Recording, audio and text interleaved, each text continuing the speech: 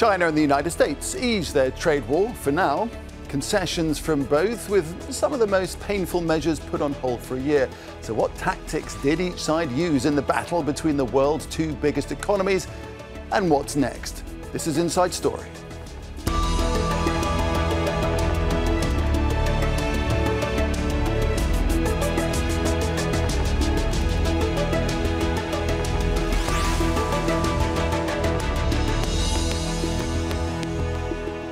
Hello there and welcome to the programme. I'm Nick Clark. Donald Trump's a man well used to wheeling and dealing, but it's unlikely he's met a tougher opponent than China's leader Xi Jinping. For Xi, a man used to getting his way at home, dealing with the mercurial Trump needs a different skill set to navigating your way to the top of the Chinese Communist Party. And if Western newspapers like the Financial Times are to be believed, Xi and his team have mastered those skills well, firmly establishing China as a peer to the United States. While others, like the EU, opted to appease Trump and accept his tariffs, China stood up to him. A policy not without its risks, given the US leverage over China on issues like technology. So, relief worldwide as the two met in South Korea, unveiling what they had agreed. But the fight is far from over. More a timeout for a year while talks continue. What tactics did each side use and did they work? And what's the longer-term outlook? Agreement or more trouble ahead? We'll speak to our guest shortly, but first this report from Alexandra Byers. Smiles and a warm handshake between the leaders of the world's two largest economies. You wouldn't know China and the US have been locked in a volatile trade war for much of the year, hitting each other with escalating tariffs, creating chaos in markets and supply chains the world over. It had been 6 years since Presidents Donald Trump and Xi Jinping last met face-to-face, and hopes were high Thursday's meeting ahead of the APEC summit in South Korea would lead to a breakthrough. China and the United States do not always see eye to eye with each other, and it's normal for the two leading economies of the world to have frictions now and then. You and I are at the helm of China-US relations. In the face of winds, waves and challenges, we should stay the right course. They spoke for an hour and 40 minutes and managed to agree to a one-year trade truce of sorts. China's agreed to resume imports of American soybeans, reopening a market worth $29 billion for U.S. farmers. It will also do more to stop the export of chemicals used to make fentanyl, which has been driving an opioid drugs crisis in American communities, a major issue between Xi and Trump. Critically, China will hold off on sweeping restrictions on exports of rare earth minerals, essential to nearly every manufacturing industry worldwide, from cars and phones to medical equipment and military weapons. China produces most of the world's supply and was threatening unprecedented controls on their use. We have a deal. Now, every year we'll renegotiate the deal, but I think the deal will go on for a long time, long beyond the year. We'll negotiate at the end of the year, but all of the rare earth has been settled, and that's for the world. In return, the U.S. agreed to immediately reduce tariffs on Chinese exports from 57% to 47%. It's also agreed to pause new rules that would have restricted more Chinese companies from accessing advanced U.S. technology. But Trump was adamant that did not include Blackwell semiconductor chips from NVIDIA, considered central to the global AI race, and which the U.S. considers a matter of national security. The meeting between the world's two most powerful leaders has brought general relief to investors and political leaders. An all-out trade war has been averted, at least for now. Alexandra Byers, Al Jazeera for Inside Story.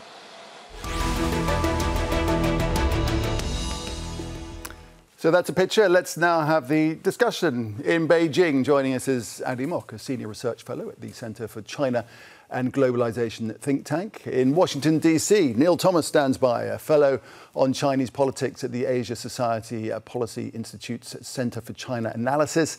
And in LA and Los Angeles in the United States, William Lee, chief economist at the Milken Institute. A warm welcome to each one of you. And Andy Mock, I'd like to start with you in Beijing. We have this stabilization, if you like, of relations, a kind of tactical truce.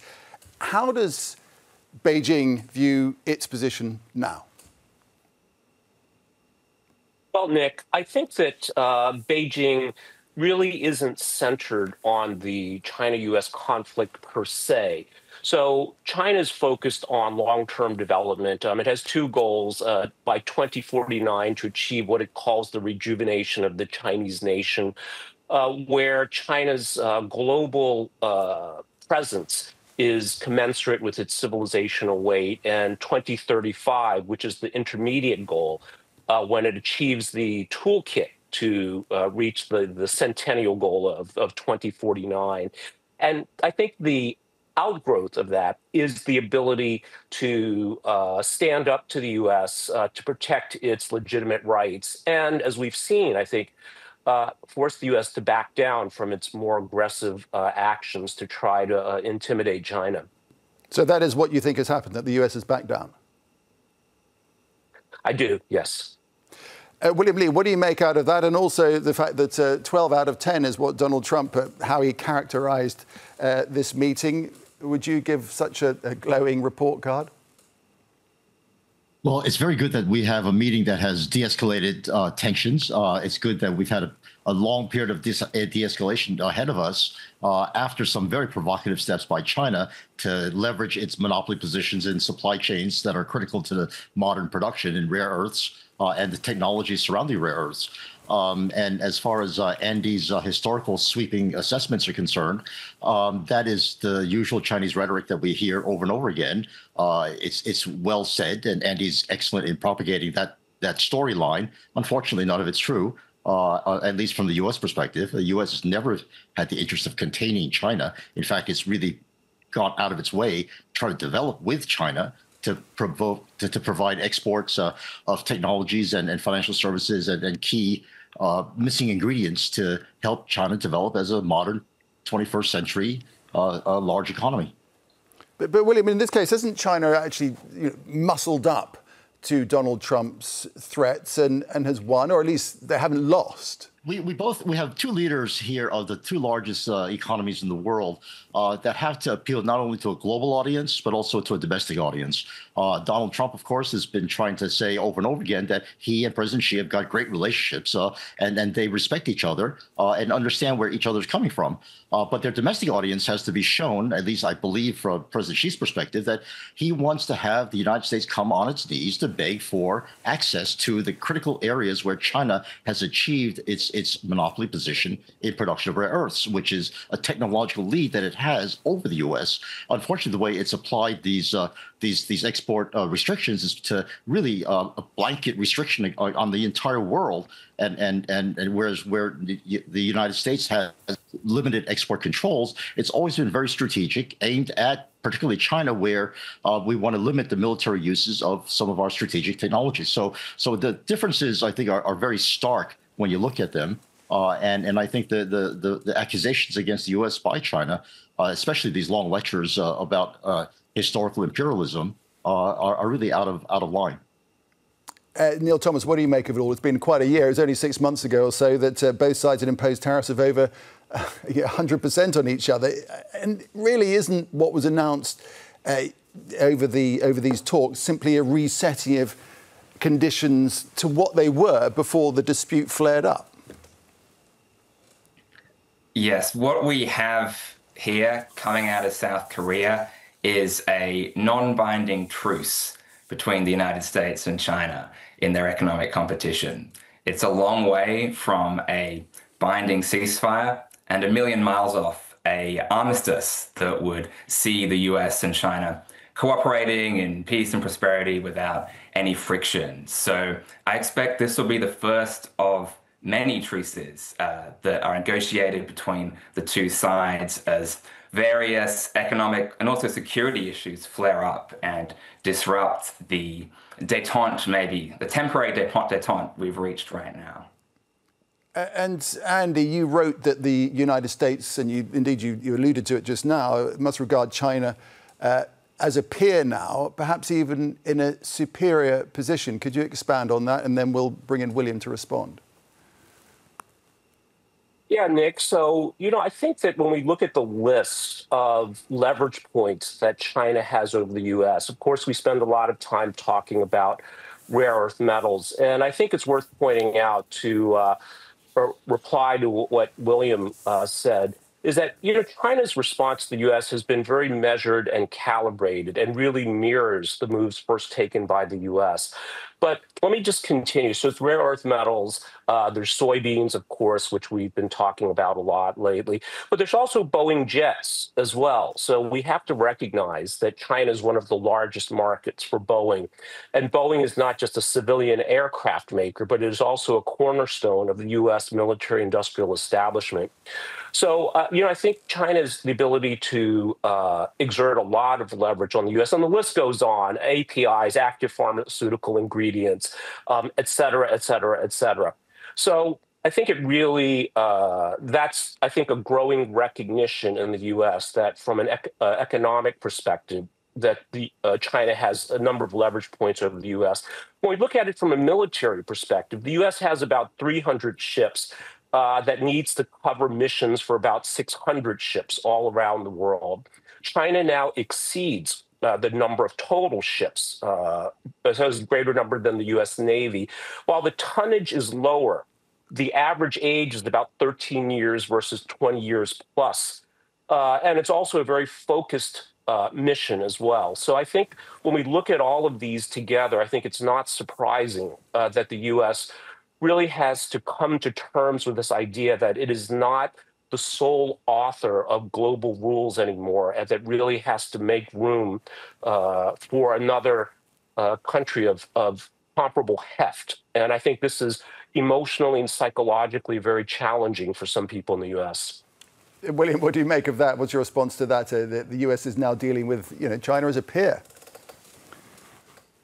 I think the U.S. has been applauding China's remarkable progress in the last 10 years to become the leading edge of technology producers in very critical technologies, solar panels, electric vehicles, places where the United States really did not have that lead to set standards, and China is now the standard setter for very, very important industries. So that's well known, and I think that's something that at least investors in the U.S. has been applauding and been wanting to participate in. In fact, I used to work at Citibank, and we've been in China for 100 years or more, and we've been wanting to sell more financial services into China, but been limited by regulation. So the United States has been wanting to participate in China's development for quite a long time now, but unfortunately, the restrictions that China has imposed for its own reasons of wanting to build its own national champions have excluded the U.S. from a lot of these markets.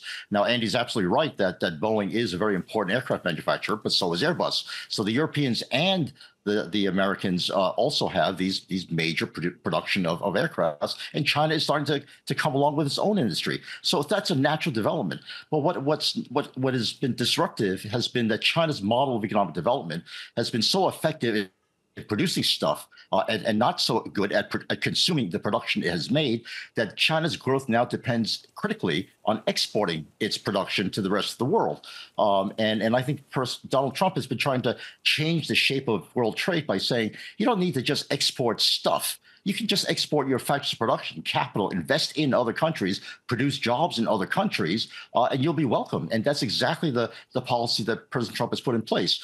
The Make America Great agenda has been to reduce the size of government, lower taxes, have fewer regulations to invite investors in. And they said, if you invest in the United States and produce here and create jobs here, we'll give you a protective tariff barrier to protect you from unfair competition. Whereas China has insisted on dumping its exports into the rest of the world because it has so much production at home, and its domestic consumers are not able to consume. So Andy, just come back very briefly on that, if you would. Well, A couple of things. I think Bill makes some good points. And first, I have to say that the U.S. is not monolithic. So certainly Wall Street, I think, has a much more realistic, pragmatic view towards China and certainly sees the business and investment opportunities there. I absolutely agree with that. But I think the DC view is very, very different. And of course, that is also not entirely monolithic, but we have seen a bipartisan consensus that China is a threat. Some would characterize it as an existential threat to the United States. Around consumption, I would say this. I think that the world, largely because of American soft power, has normalized American consumption as sort of the way things should be. And I think we can actually see it as incredibly unhealthy. Look at American obesity. Look at other issues that the U.S. has. That I'm not sure that if we look at it as a percentage of GDP, say, that really is the target that China or any other country should be aiming for. And the Chinese approach, as I'm sure we all know, is really to put industrial might, advanced manufacturing first. And the byproduct of that will be a more prosperous, stable society for the citizens, the consumers of the country. Neil Thomas, back to you and back to the conversation at hand specifically, which was at this summit and to the main event, as we've already alluded to. This is the issue of rare earths, and China will suspend for a year the implementation of export control measures, as you know. And Neil, on the face of it, that I guess could be seen as a win for the United States, but it does give China significant leverage going forward, doesn't it? A kind of sort of Damocles, if you like, hanging over the US that China can just employ when it needs to. Exactly. Beijing has seen just how effective export controls can be as tools of economic diplomacy. It was at the pointy end of many American export controls over the last few years, which really threatened to shut down some of China's national champions like ZTE and Huawei. And that spurred a huge rethink of China's own approach to globalization and a really turbocharged an agenda of industrial self-reliance, which is feeding into some of these issues that Andy and Bill were discussing. When it comes to these rare earth export controls in particular, they are unprecedented in their scope. They're a global export control, so anyone, anywhere using trace amounts of Chinese processed rare earths in particular goods is going to have to apply for licenses from Beijing to use them.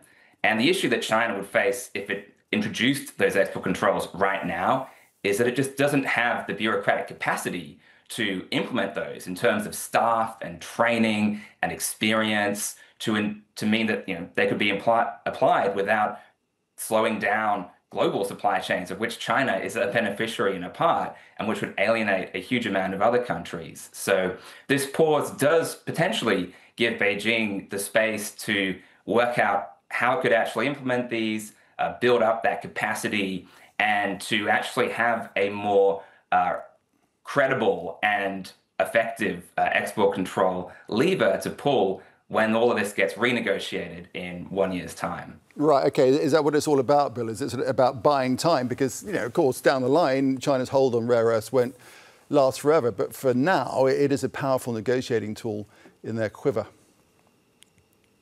Exactly. I think the most optimistic estimates for how long it will take the US and its allies and partners to gain a measure of supply chain independence in key rare earths is about 5 years. I think the median is probably somewhere around 10 to 15 years in terms of the estimates out there, depending on the scope of rare earths you look at. I mean, there are literally dozens and dozens of these different elements, all with different supply chains. So it's a massive undertaking. We've seen the Trump administration take some steps in the right direction to deepen cooperation with Australia and with Southeast Asian nations on rare earth mining and processing. But China really, holds the whip hand here. And the blockage is not in, actually controlling rare earths. China has 70% of the mining, 90% of the processing worldwide. The block is how can we actually... So, William, what do you make of that? China has the whip hand. I think Neil is spot on. China's negotiating strategy has always been to buy more time for it to really reestablish its monopoly positions in the global supply chains, but also to not honor its past obligations. Remember, it was the phase one deal under the first Trump administration where China promised to buy soybeans, and it stalled and never really fulfilled its obligations. And right now it's stalling again because they're waiting for the crop in Brazil to come online in February to crash world prices. And China has put a nice term in the agreement that says we will buy at fair market prices, whatever they are. And once Brazil's supply comes online, and having delayed the American exports until then, they're going to reap a tremendous bargain. So the strategy that China has used that's all about negotiating strategy, isn't it? I mean, that's just good negotiating, isn't it? And I applaud China for doing that, but recognize that it's doing this not in the interest of maintaining supply and stabilizing the world, but to better China itself, which is a good thing. They should do that. And American negotiators should be much harder line about insisting that China fulfill its obligations from phase one, not only the current obligations of buying American soybeans. Andy, what was not in the talks, at least publicly, was interesting, wasn't it? What struck you most there, particularly the lack of any mention of Taiwan? Well, Nick, first I want to say that, just bigger picture here, I think time is on China's side, and the different structure of government only reinforces this advantage. So I think China has the advantage of what we could call unity of command, meaning there's a direct line of authority from Zhongnanhai to the province, to the city, even down to the neighborhood level. And when we see that China has a faster OODA loop, so observe, orient, decide, act. And so this compounds this idea that time is on their side. And I think this is a very, very powerful dynamic to bear in mind with respect to Taiwan as well. So I think the point here is while Taiwan was not publicly mentioned, that doesn't mean it was not privately discussed.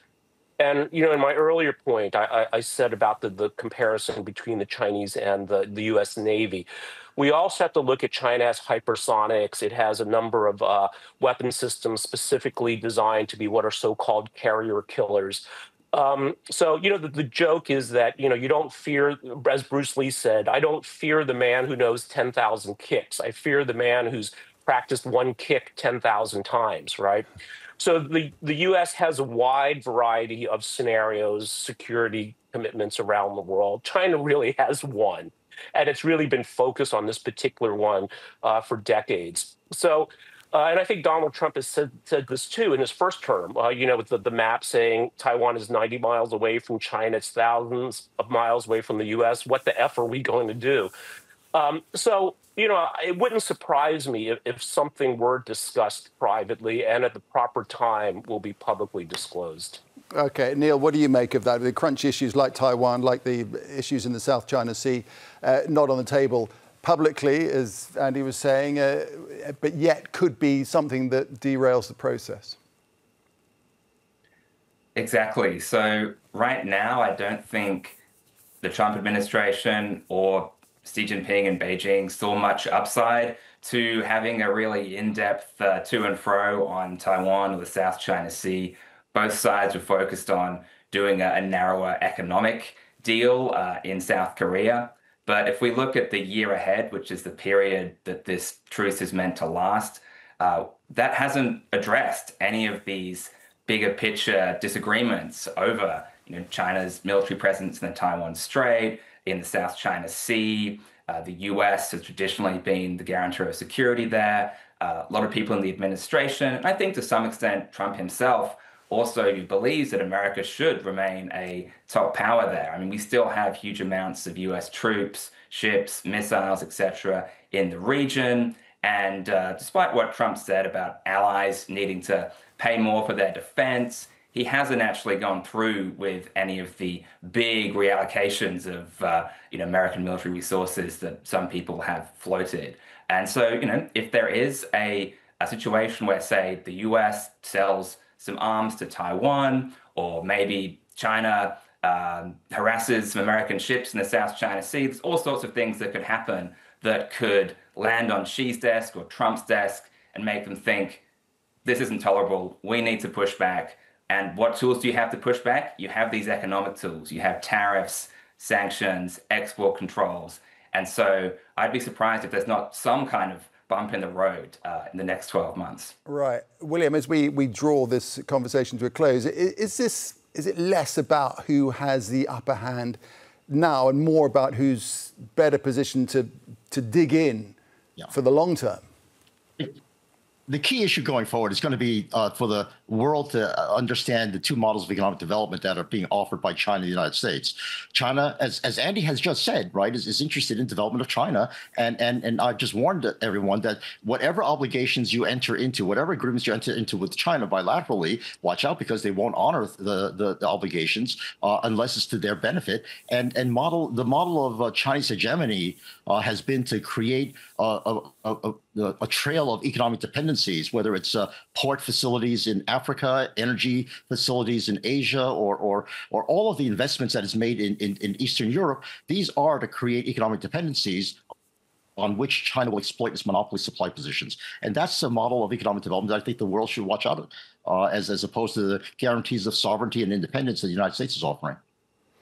There is history there, isn't there? The precedents, Andy, for China not living up to its agreements. Back in 2020, Trump signed what he called a historical trade deal, committing China to purchase, I think, was it $200 billion worth in excess additional US exports before the end of 2021, and in the event that China only actually completed 58%. Sure, but I think there were extenuating circumstances there. But I think it's more important to respond to Bill's point here. And I think he does an excellent job of articulating the U.S. Set of fears and anxieties that it is projecting onto China. So, the U.S. cosmology from an international relations perspective it's very hierarchical. And if you're not the leader, you're in trouble. I think the Chinese view is actually much more different. And if you listen carefully to the speeches by people like President Xi, it's really a very, very different cosmology. It's, the U.S. needs to prosper, China needs to prosper. It's like one is the heart, one is the brain or the lung. You can't say, the heart needs to dominate the lung, but they're all part of one system that really needs to be balanced. And that balance is not static, but it's dynamic. And I think that's how I would interpret President Xi's remarks, that, these are two big countries. It's natural to have friction. We need to rebalance constantly. And I think that's not necessarily a bad thing. Gentlemen, great discussion. Appreciate that very much. Thank you all, Andy Mock, Neil Thomas and William Lee. And thank you too for watching. You can see this programme again at any time by visiting our website. aljazeera.com is the address. And for further discussion, just go to our Facebook page. That's facebook.com/AJ Inside Story. You can also join the conversation on X. Our handle is @AJ Inside Story. From me, Nick Clark, and the entire team here in Doha, it's goodbye for now.